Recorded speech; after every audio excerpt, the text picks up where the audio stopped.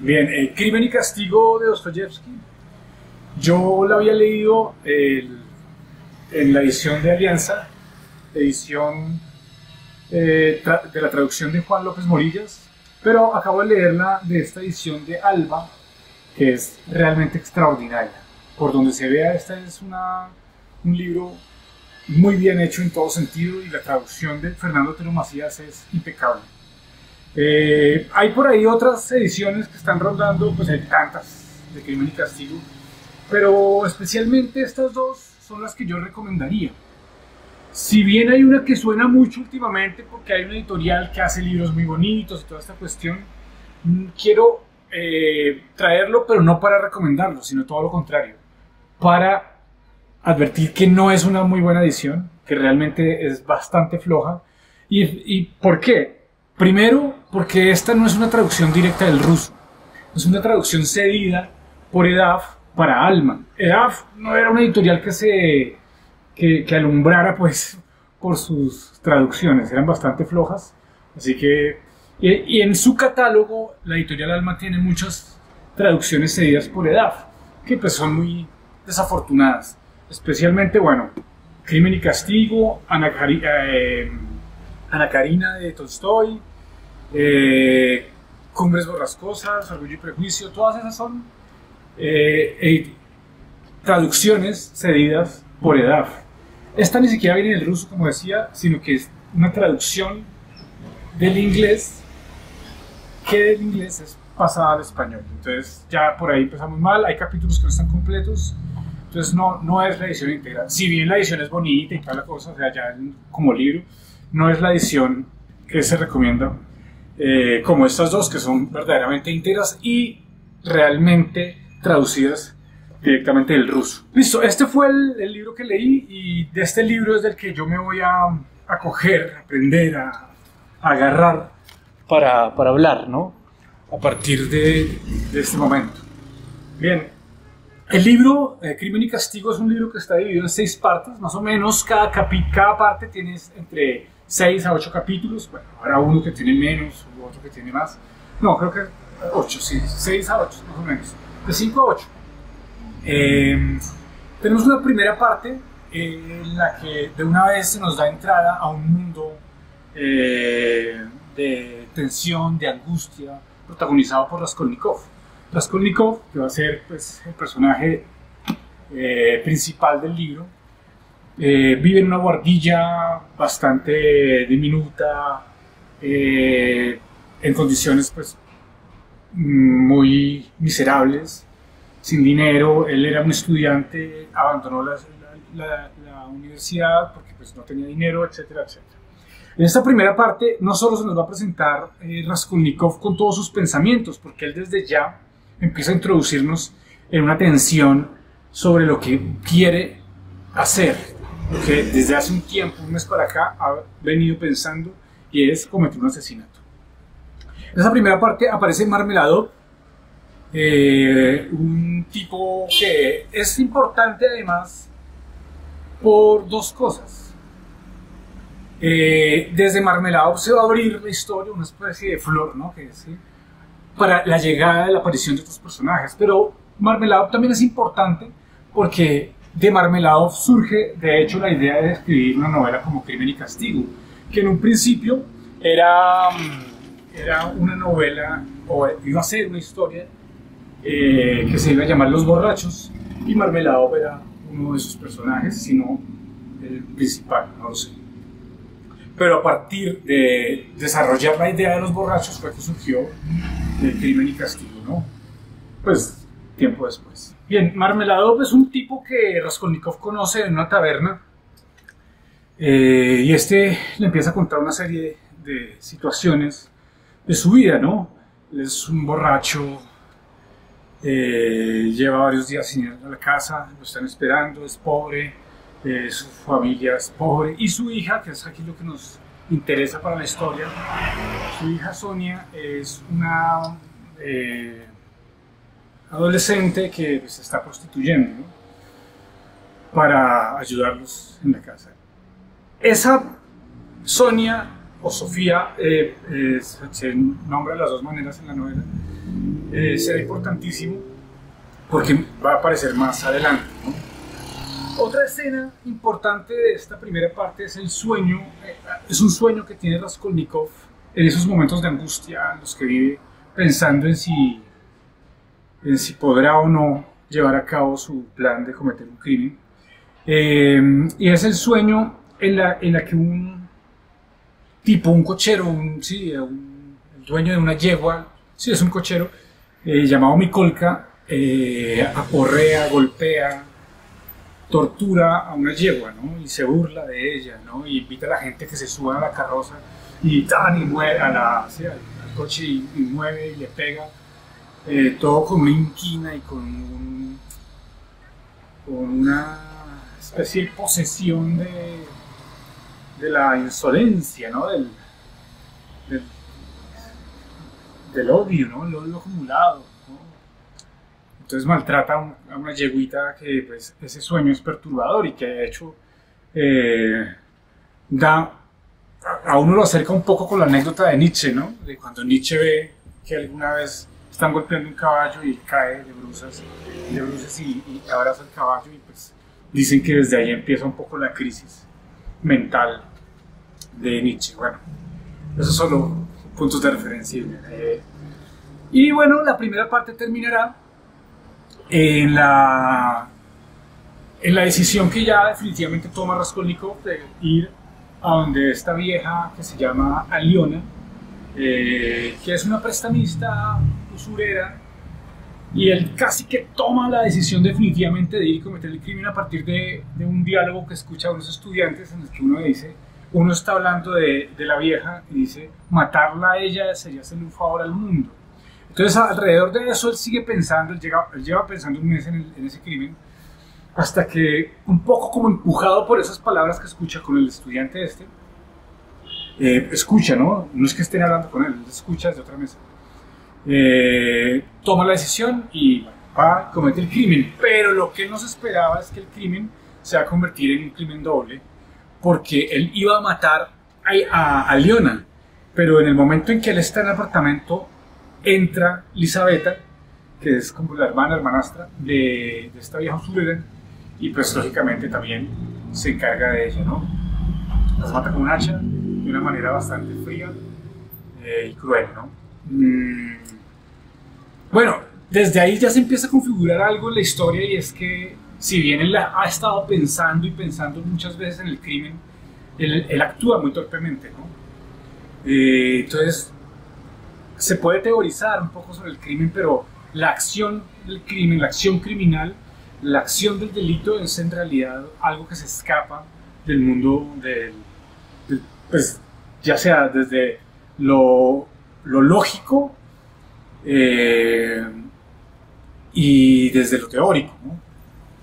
Ahí viene la segunda parte. La segunda parte además es curiosísima como empieza, porque empieza con una citación a la comisaría y uno dice: ay, mierda, lo cogieron. En realidad no, es una citación que tiene, él va muy angustiado diciendo: me van a condenar si ya se dieron cuenta que soy yo el asesino.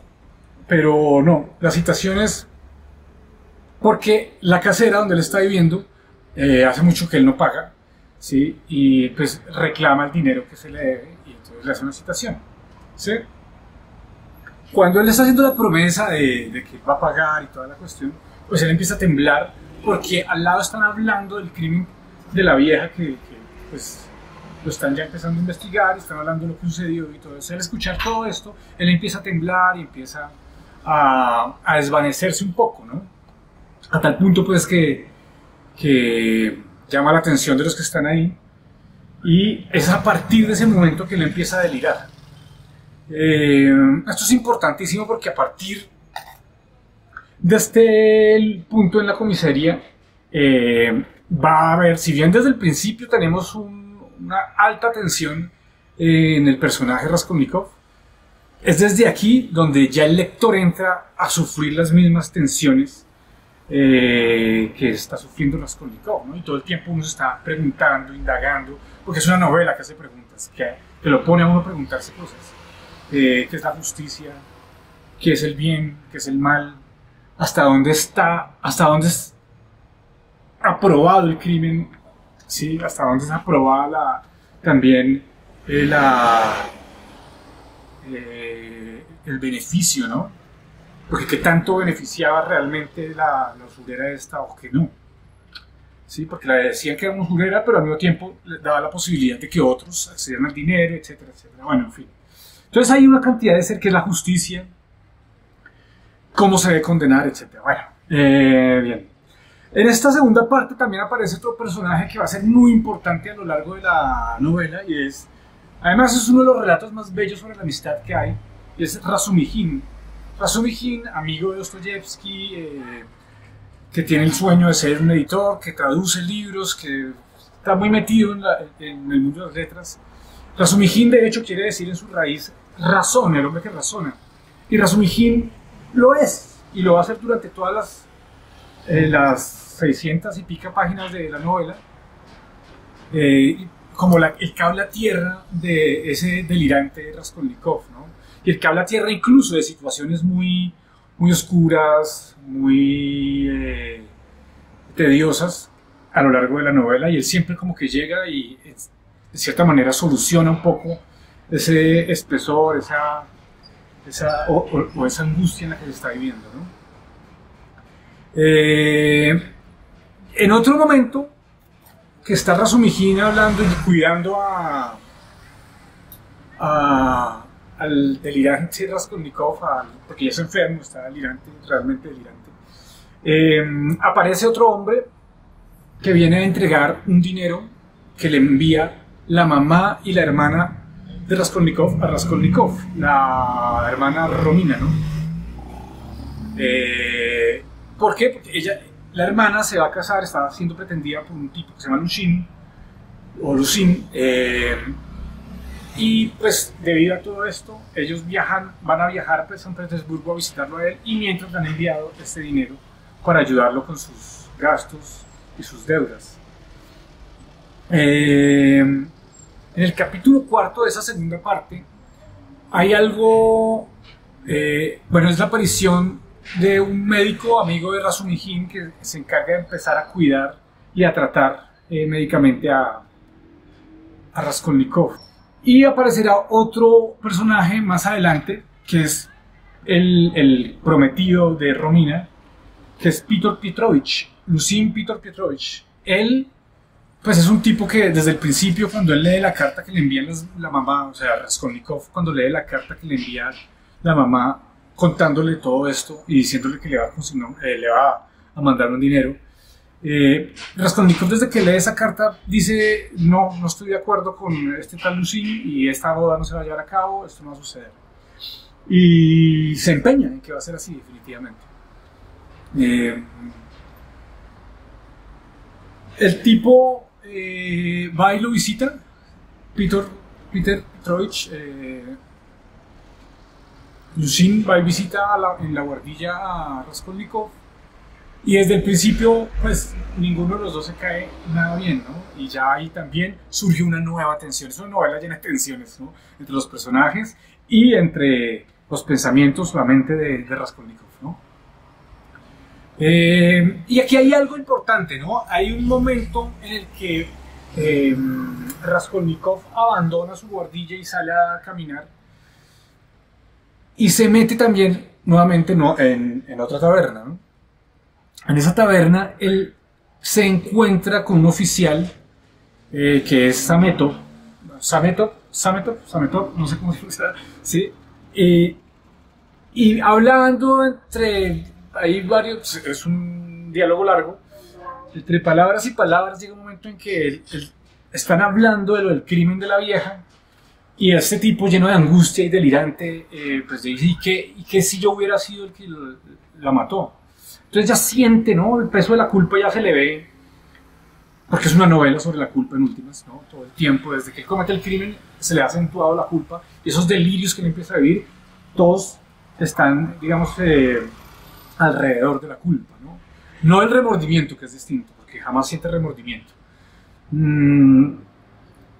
Y entonces esto, a partir de ahí, también empiezan unos diálogos bastante extraños con Sametov, que más adelante van a involucrarlo en otro diálogo mayor, que ya empieza a darle a uno como ciertas luces de que este tipo está siendo ya sospechoso del asesinato por parte de los oficiales, ¿no?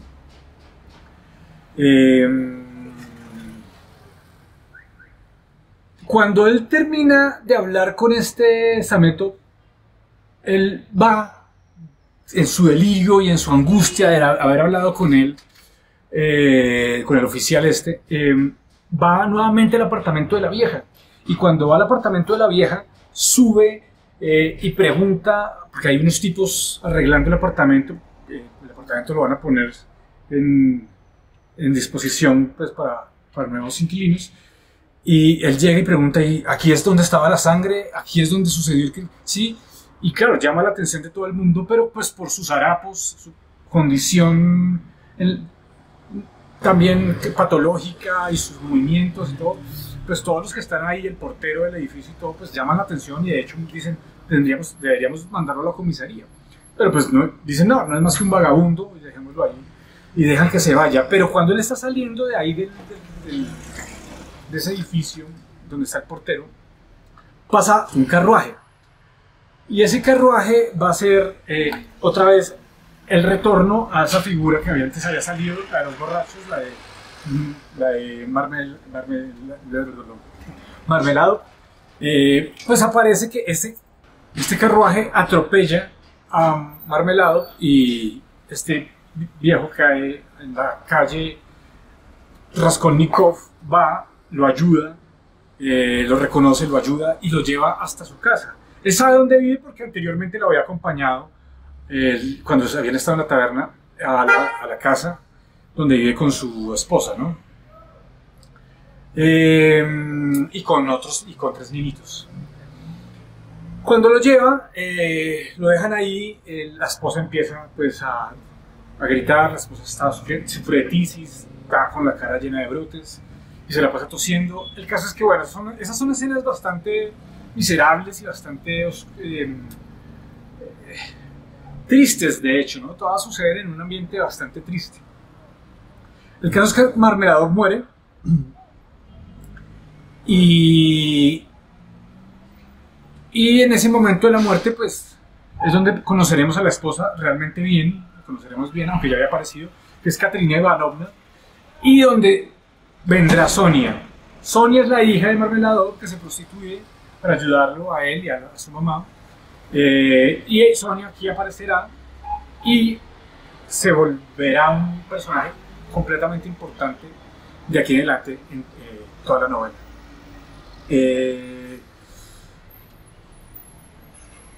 Esta parte finaliza con un encuentro. Bueno, este tipo sale de ahí, de todo el conflicto, de todo ese meollo que están sucediendo alrededor de la muerte de Marmeladov, y va a buscar a Razumihin. Se encuentran y Razumihin, que estaba bebiendo con Zosimov, le comenta que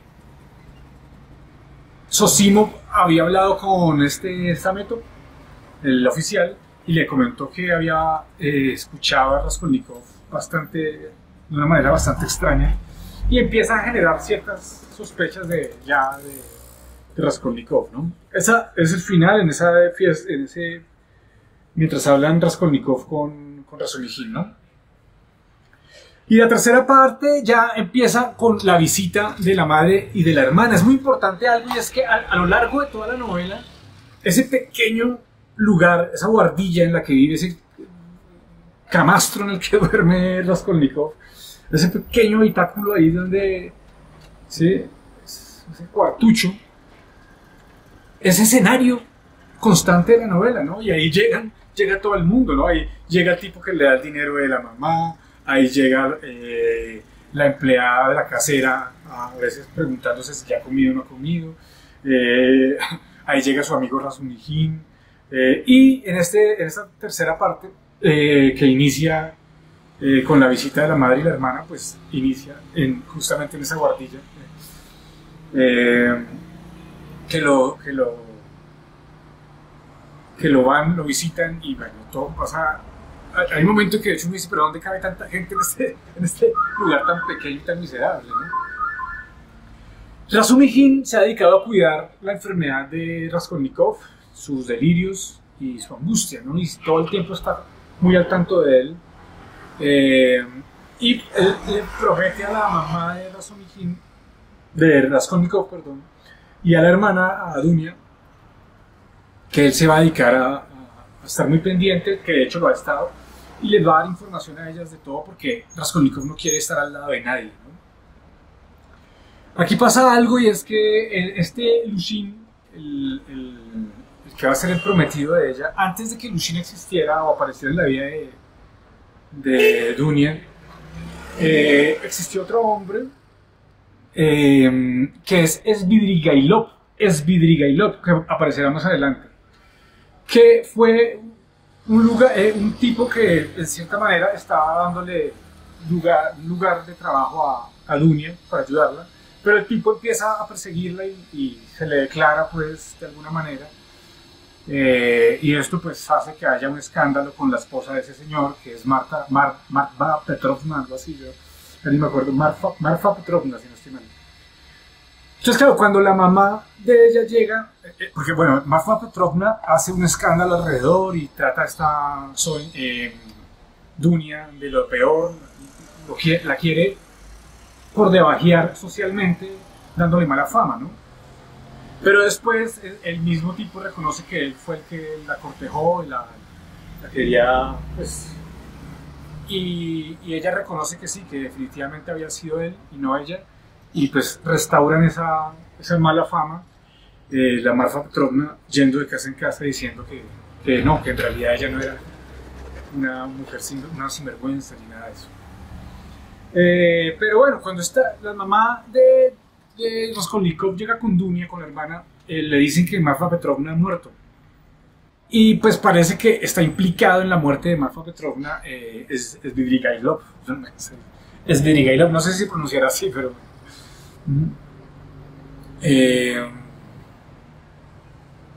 el caso es que esto también va a ser importante porque nos empieza a dibujar a ese personaje que más adelante va a aparecer.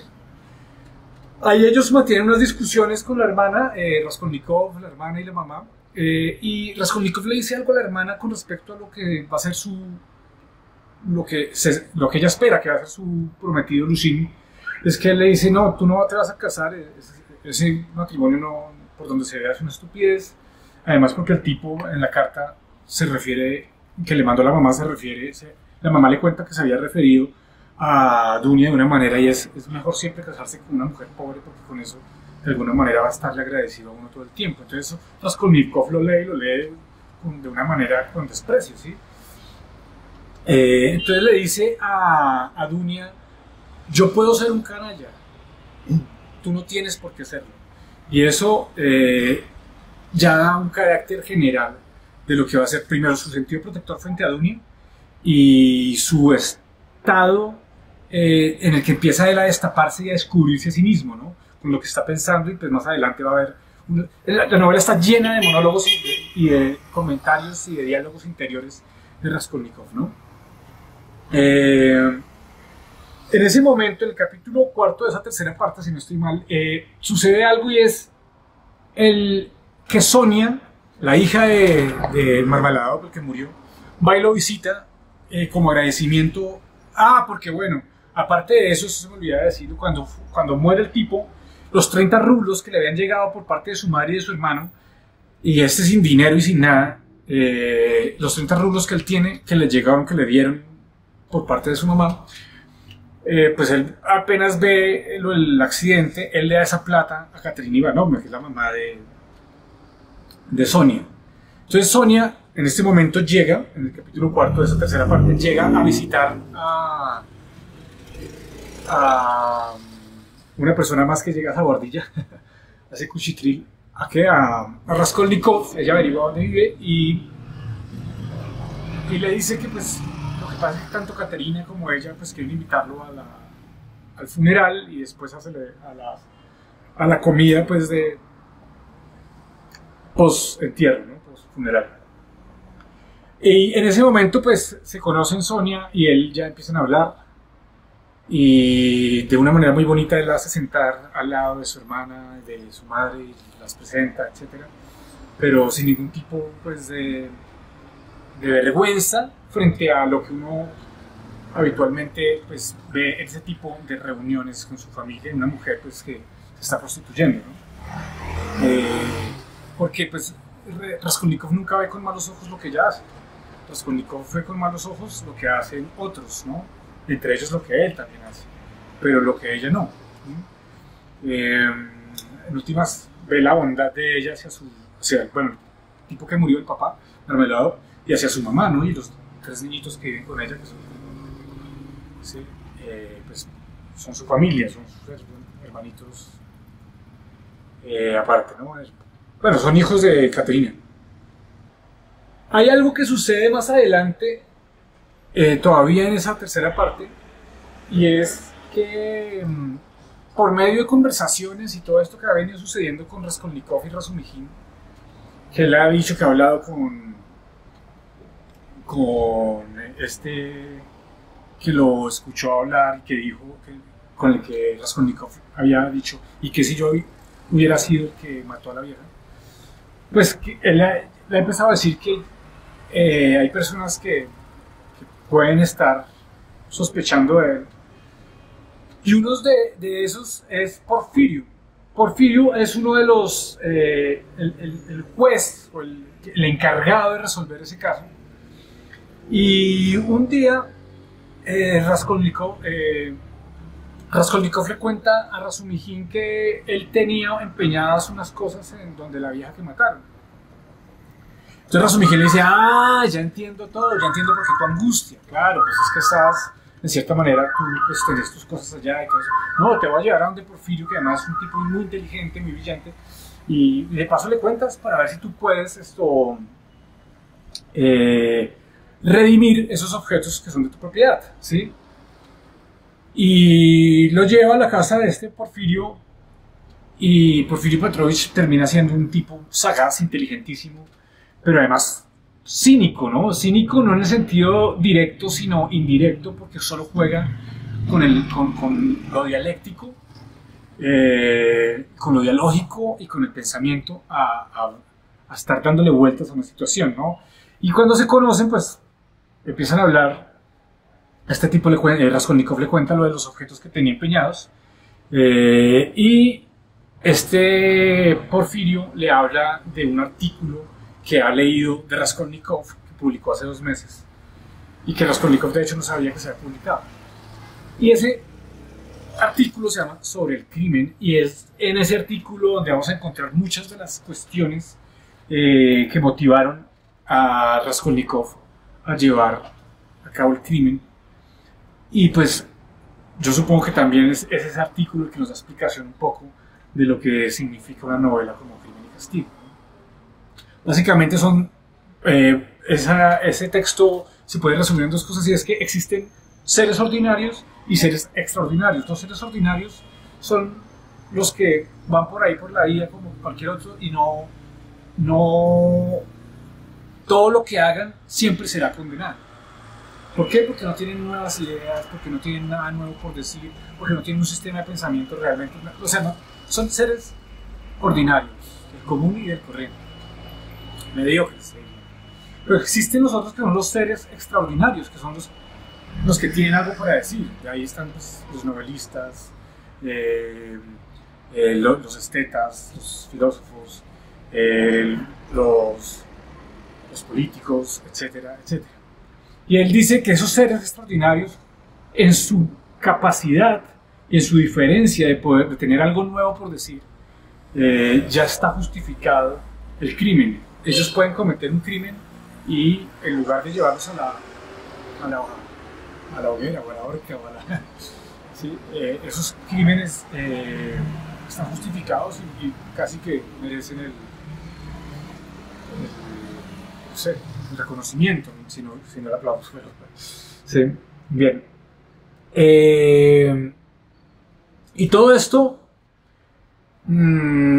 hace que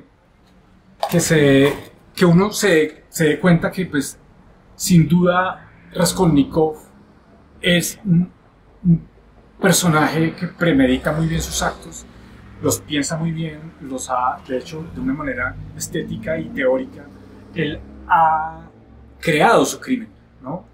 Y él lo que quiere es también, de alguna manera, comprobar si él es un tipo ordinario o no, o si es un hombre extraordinario, ¿sí? Si es un piojo, como él diría, ¿no? O no. Y él se da cuenta después que sí, que quizás él no es más que un piojo, igual que el piojo que mató. Hay una parte donde dice, en esta última parte de la tercera parte, en este último capítulo, dice, no he matado una persona, he matado un principio, ¿no? En la página 328 estaría eso, de esta edición de Alba.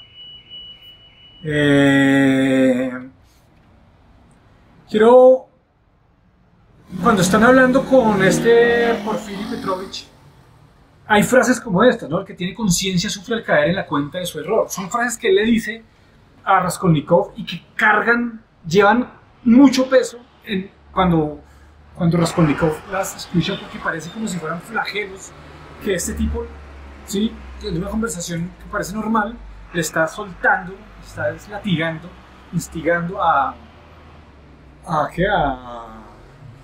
Raskolnikov. El sufrimiento y el dolor son inevitables cuando hay una inteligencia elevada y un hondo corazón. Los hombres verdaderamente grandes, creo yo, deben experimentar una enorme pena por el mundo. Esas son como algunas de las frases que le dice a Raskolnikov. Bueno, después viene una cuarta parte. La cuarta parte es la aparición ya bien de este personaje, Svidrigailov, que era el que le había coqueteado, insinuado cosas a Dunia, la hermana de Raskolnikov, y que fue con el que se desentrañó ese escándalo, ¿no? Y pues era el esposo de esta Marfa Petrovna, que fue la que murió. Este tipo es importantísimo porque cuando él aparece, también aparece el mal, o sea, la cara del mal, pero esa cara del mal también va casi que en el mismo sentido que con las acciones. O sea, este tipo tiene un pasado difícil, oscuro, hay varios crímenes que tiene detrás, pero al mismo tiempo, cuando ve a Raskolnikov, pareciera que comparte con Raskolnikov ciertas cosas. Es como un espejo, pero un espejo un poco desfigurado, ¿no? Y Svidrigailov, ¿sí? Dice cosas como esta: la razón está al servicio de la pasión. No estoy especialmente preocupado por la opinión de nadie. Por eso mismo, ¿por qué no parecer vulgar a veces, siendo esa una ropa tan apropiada para nuestro clima, y sobre todo cuando uno ya es propenso por su naturaleza a la vulgaridad? Bueno, esto ya nos muestra qué tipo de personaje es. Él mismo se nombra como un tipo no perverso, sino malvado, ¿no? Y lo sabe.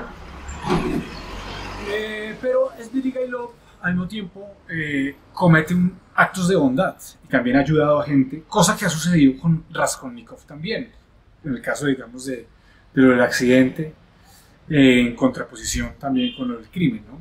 Entonces, sí, es como si fuera un espejo un poco desfigurado, ¿no? Después hay una reunión en la casa de la mamá donde se están quedando con la hermana y llega este tipo Lushin, ahí hay una discusión entre ellos, pero lo importante no es este encuentro, sino que al salir de este encuentro ya se deshace completamente ese matrimonio lo que iba a ser ese matrimonio de Lushin y Dunia, y es como si Dunia se liberara en ese momento de esa cadena a la que pues, con dificultad se podía salir, porque pues en últimas no había otra solución para una mujer como ella que está sin dinero y en una situación y que un tipo pues que tiene posición, entonces llega a cortejarla y le pide matrimonio, ¿no? Pero pues ya con la reunión que hacen se disuelve eso, porque Raskolnikov pone un poco muy sobre la mesa el rostro de quién es ese verdadero Lushin. Pero lo que pasa después es que bueno, ya Dunia queda como liberada de eso, y aquí se va a dar la primera visita que Raskolnikov, saliendo de esa reunión, le hace a Sonia. Esta parte es tremenda porque aquí sí que se genera una tensión distinta a todo lo que ha sucedido. Y es porque él tiene las ganas de confesarle a alguien quién ha sido el que mató a Elizabeth y a la vieja. ¿Por qué? Pues resulta que ahora cuando él llega a verse con Sonia, se da cuenta que Sonia era amiga de Elizabeth y él no puede con eso y empieza como otra vez a temblar y todo esto y no se atreve a confesárselo, pero aquí termina la última parte. No, aquí no termina la última parte, aquí pasa algo y es que él le pide, hay una escena terrible, oscurísima, ¿no? Que es que él le pide que le lea un versículo, que es el versículo de Lázaro, Juan 11:1, a Sonia, y Sonia se lo lee, pero pues de una manera casi que asustada, porque este tipo, ¿sí? Y él se le bota de rodillas, la abraza, antes de que se lo lea, ¿no? Y le dice: no me inclino a ti, me inclino hacia toda la tristeza del mundo, ¿no? Después llegará el momento en el que él va a visitar nuevamente el juzgado, porque Porfirio lo cita para un interrogatorio con respecto a lo de las piezas que él tenía empeñadas, y ahí pues surge todo un comentario de ese cinismo propio de Porfirio, que es: no hay prisa, no hay prisa. Y le está como haciendo una celada, una trampa, para que él mismo sea el que confiese, ¿no? Pero pues llega en ese momento un tipo que es Nikolai, uno de los que estaba esa noche ya... Nikolai, sí. Llega en ese momento un tipo ahí al juzgado, que es Nikolai, y confiesa que él es el que mató a la... Claro, Raskolnikov y todos quedamos, ¿qué pasó acá? Pero es un fanático religioso que quiere simplemente condenarse a sí mismo para exculpar a partir de la culpa, para exculpar a partir de la tristeza sus pecados y en fin, una cantidad de... son situaciones ahí un poco... Después llega el quinto y el sexto capítulo, o la quinta y sexta parte más bien de la novela, que en estas no me va a detener mucho, sino pues que sencillamente pasa algo en el capítulo 6, en la parte 6, pasa algo tremendo, y es la forma en la que Porfirio juega dialógica y dialécticamente con Raskolnikov, hasta el punto que dice, después de haber dicho: no, este Nikolai no lo mató, este Nikolai confesó, ¿cómo iba a pensar yo de usted? Sí, Raskolnikov, ¿sí? Pero empieza a hacer todo un discurso y termina dándole la vuelta y decir: era lógico que Nikolai no era el asesino. No, Batiushka Rodion Romanich, esto no es obra de Nikolka, perdón, yo es que estaba... Mikolka. Este es un caso fantástico, sombrío, un caso contemporáneo, algo propio de este tiempo nuestro, en el que el corazón del hombre está trastornado, un tiempo en el que se cita la frase de que la sangre renueva. No, mi querido Rodion Romanovich, esto no puede ser obra de Mikolka. Claro, y él hace que él mismo lo pregunte: entonces, ¿quién la mató? Y lo lindo es que ya lo está mejorando para que él lo confiese. Entonces este quería que Raskolnikov lo dijera, ¿no? Pero él mismo: usted la mató. Usted la mató. Otra vez le está temblando el labio. Precisamente he venido a decírselo todo y a poner cosas en claro. Yo no la maté, bueno, ahí empieza el tira y baja. Y bueno, vendrá después lo que es ya la situación de si se entrega o no se entrega, porque Porfirio Romanovich le dice: entréguese y va a ser más fácil para usted, en lugar de que tenga yo que venir a cogerlo, ¿no? y cerrarlo, porque él le da 2 días, será cosa de 2 o 3 días, entonces si puede entregues. Pero Raskolnikov decide entonces ir a hablar con Sonia y ahí ya le confiesa todo esto y ahí hay una tensión tremenda además sobre lo malditos que están ellos dos, le dice Raskolnikov a ella. Sí, pero ahí ya también esa tensión se va convirtiendo en otra cosa más frágil y es que uno entiende que hay un amor hermoso que ha empezado a darse entre Sonia y Raskolnikov y ese amor termina siendo la nueva ruta, ¿no? La nueva... Bueno, pues viene después el epílogo, porque aparte de las 6 partes hay un epílogo de 2 capítulos que es ya la condena de Raskolnikov y es el nuevo despertar, es la transformación de Raskolnikov, que ahí es donde uno ve a Dostoyevsky que se debate entre esas dos, ¿sí?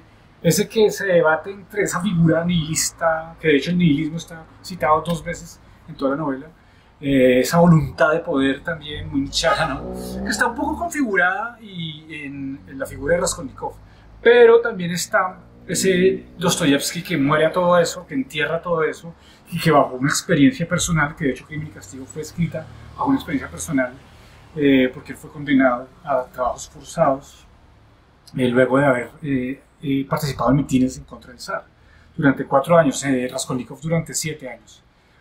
7 o 9, 7, sí. Y pues todo este tiempo que él queda así, pues es ella, Sonia, la que Sonia, la que quedará bajo, digamos, su vigilancia, apoyada por Raskolnikov y Dunia, que pues se han unido, ¿no? Han quedado también ellos los dos.